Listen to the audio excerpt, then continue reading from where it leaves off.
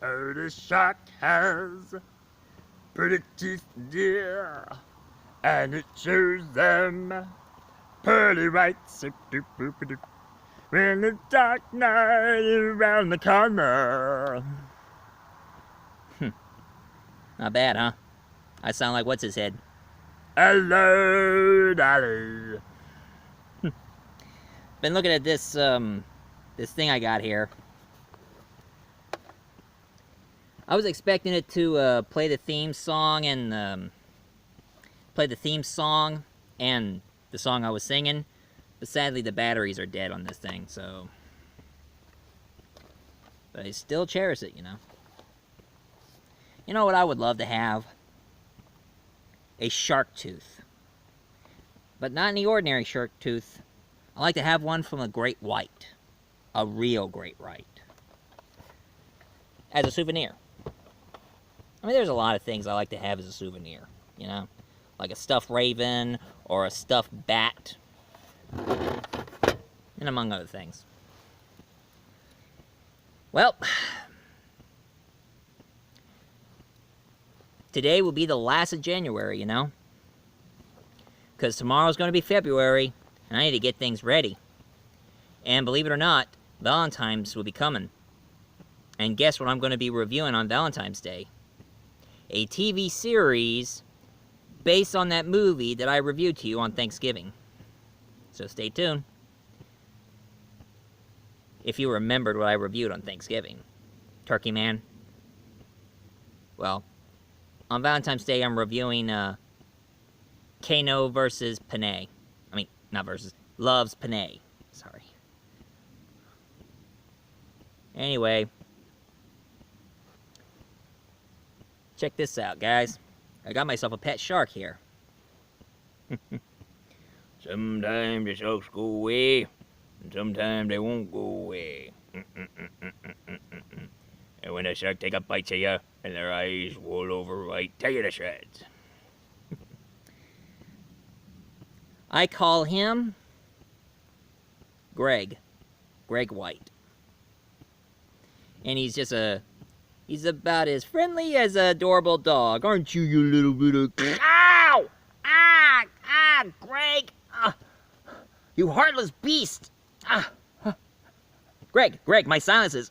Greg, you promise you never do this again. Ow! Oh! Don't you ever do that again. I swear. Time for Gray to go back.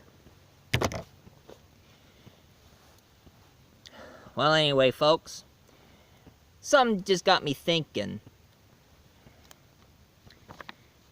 Did you know there are these series of these horror stories? And it all involves something very different. It became a bestseller.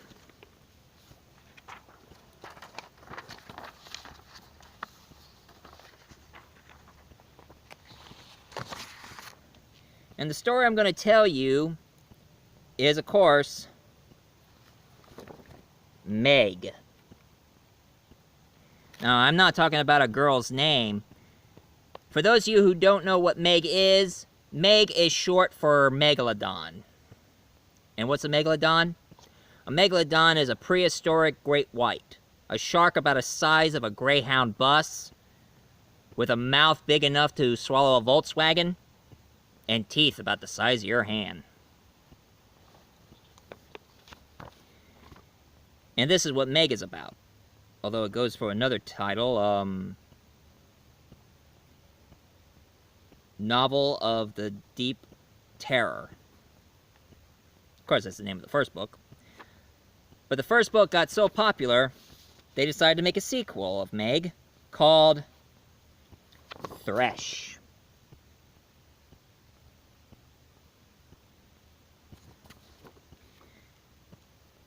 And then they made another one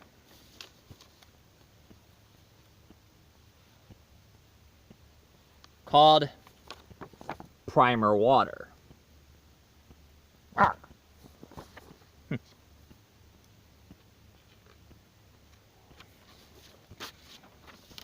And then they made another one called Meg Night Stalker. And rumor has it that these megalodons are going to be dealing with other prehistoric underwater creatures. That'll be interesting. And then they decided to make a prequel story called Meg Origin.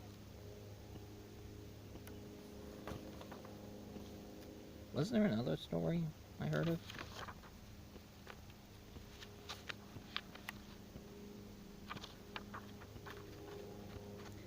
Oh yeah, there was another one that did escapes me. And the book was called... that other book was called Aquarium Hell. Or Hell's Aquarium. Yeah, Hell's Aquarium. And now I'm hearing that they're going to plan to make a movie based from those books. Believe it or not. And guess who is starring in it? None other than... Jason Statham. That's right. Jason Statham's going to be starring in it. Hello, I'm Jason Statham. What do I know about sharks? I'm just an action star. Well, time for me to go transporting before I get cranked. And now I have to deal with giant sharks now. And of course, rumor has it that I heard that they're on their 5th and final Sharknado movie. And thank God it was the last, because I thought these movies were stupid from the beginning. That's why I prefer not to watch them. I mean, even though Tara Reese is in it, but I only liked her from American Pie and other teen movies. But as she got older, she just lost her talent all of a sudden. It's horrible. But I know some of you are thinking, how did all these shark stories got so popular? Well, let's just say it all started from a shark attack happening in Jersey Shore. No, not that Jersey Shore. I hate that show. They're nothing but a bunch of Italian-American a-holes. Yeesh. I'm talking about a shark attack that happened in Jersey Shore back in 1916. Since I printed out the papers, here are these stories about a shark killing a couple of people back then in 1916. And it became a huge phenomenon because these sharks were attacking over... I mean, it only killed about 5 people back in 1916. 3 of them were men, and the other one was a boy.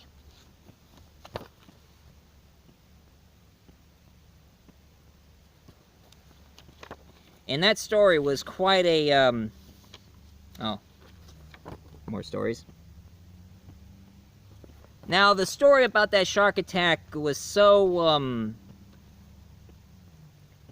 it was so suspenseful and really shocking that they decided to make a movie. It pretty much took place exactly where it happened in 1916. And the movie is called 12 Days of Terror. I haven't seen it yet, but... And of course, I also heard that somebody made a movie about the USS Indianapolis. And everybody knows about that story. Back in World War II, where the USS Indianapolis, a group of sailors, were scouting for Japanese sailors. But the Japanese hit their ship, and now they have a lot of things to deal with besides the Japanese. Sharks swimming in their area. And those shark attack movies got so popular that one author goes by the name of Peter Benchley decided to write this book, Jaws. Dun dun dun dun dun dun dun dun dun dun dun dun dun dun dun dun. But of course, it was a lot more different.